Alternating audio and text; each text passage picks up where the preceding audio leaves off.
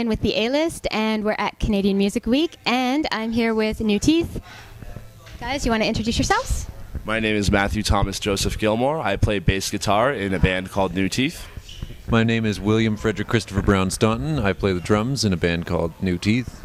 My name is Lucas Keith Bogan McKenzie, and I play guitar in a band called New Teeth. Bogan, that's a nice middle name. I had no idea.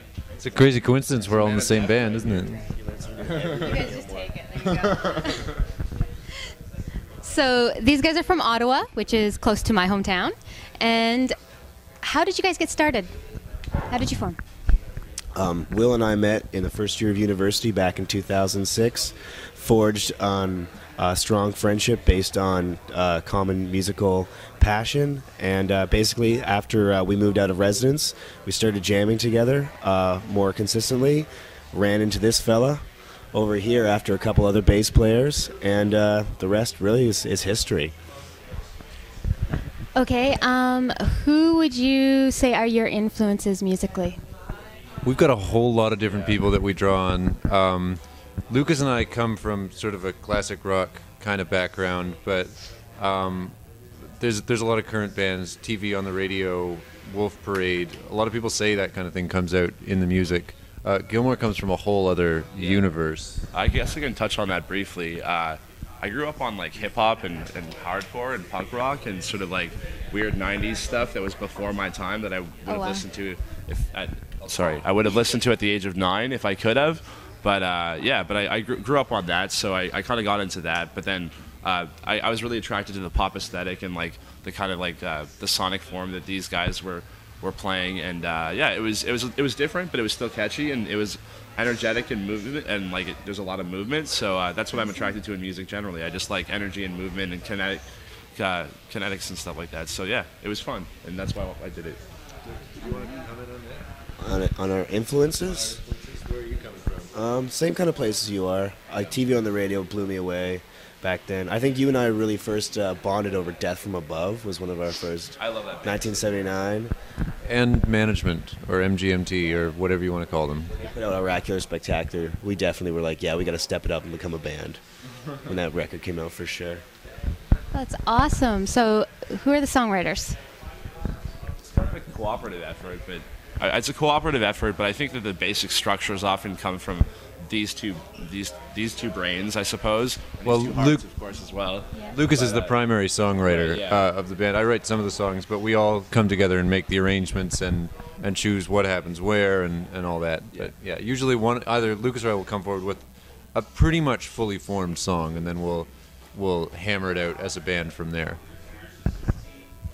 You guys covered it all so eloquently. I have such an eloquent band, perhaps the most eloquent band from Ottawa. Actually, yeah. There we go. One of the best things about being in a band with these two guys is that not only are they handsome, not only are they charming and wonderful musicians, but they're brooding intellectuals too. So I feel like my brain and my heart is being pried into and dissected. Yeah. Well, like, Let me cut you off there. Let me cut you off. Shut up for a second, Gilmore. He actually uses the word brooding to describe us, like every interview, like at least 2 or 3 times. I haven't brooded in a long time. Brooded for a while. You like that word? Yeah. That's your word, brooding. if only I had a buzzword like that. I mean, these guys can't be summed up in a single word, but I can exercise my vocabulary as best as possible to describe them. But really, they're a giant enigma to me, and like just thinking of them reminds me of my purpose in life, and they inspire me every day, and every minute, and every second. We sound so much more complicated than we actually are when you talk to Gilmore, but why not? We're very complicated guys. Okay, so then what do you guys have planned for 2010 so far? A full length, hopefully. Let's get on with it, gentlemen? Yeah. Let's get a full length album recorded and shopped around and whatnot. I think we're gonna start playing out of town a lot more. This actually yesterday night at Neutral Lounge, our first Canadian music showcase, was actually our first out of town gig ever. We've only played in the Ottawa area, and Ottawa's been very good to us. We're starting to make big inroads in that scene, but 2010, hopefully, let's bring it to some other scenes, to national or international. Who knows? That's what we're hoping for. Like, hopefully there'll be a lot of festivals going on right here and there that we can play. And we've got a lot of friends from all across the province, at least, and all across Canada, and I guess even the world too. And I don't know if they can necessarily hook us up with like spectacular gigs, but at the same time, we would like to get out there. And I as Lucas said like one time before, I feel like the Cold City EP, which is our current EP, is something that the world needs to hear. And like, I mean, well, Ottawa's heard it, and like, you know, that we've been covered in Ottawa pretty well by like certain media, but yeah, it's something that that other people need to hear, because it doesn't stop there. I mean, we don't exist for our friends and for our friends alone. We exist for the world, and we like to share our music and share the experience.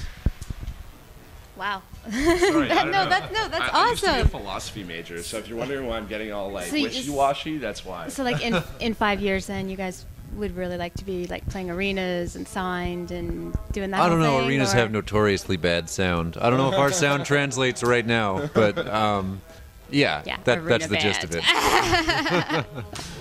And we're just one of many, hardworking bands in the overall Canadian music scene. And like, the hard reality of it is that we just kind of want to scrape by a living. Really, that's getting big to us. Isn't like 15 it's cars success. and mansions. It's success is being success doing is, what you want to do, and sustainability. Yeah. You know what I mean? So we're not like sinking all our money into these like projects that are costing us. Hopefully they can pay for themselves, and we can just have a creative outlet. Yeah. Exactly. Like for us, it's it would just be awesome to break even on this like wonderful form of expression that we all share together, and with the people that we enjoy and love. So yeah, I mean, to break even would be a start. We're doing that now so far. So like, I know a lot of bands that aren't breaking even. So hey, that's good. But and then beyond that, I mean, I just like to take things as they come. I'm willing to ride it out for as long as possible. But at the same time, we are people beyond the music as well, and there are many things that define us. Of course, music is a huge thing, but Right. Yeah.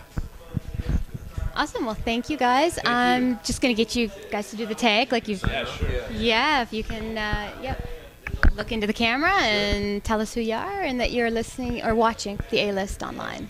Okay. Yeah, we've got the radio show too, which you guys have to come on when you've got something. That would be great. Yeah. Well, we're New Teeth, and you're watching the A-List online. let's take that was terrible. Yeah. Come on, guys. Okay. At the same time. How about we are New Teeth, and you're watching the A-List online? How about that? We are. You're having fun. Let's. I'll say we're New Teeth. Right. And we'll also. Okay, yeah. Right. Yeah. We're New Teeth. And you're watching the A-List online.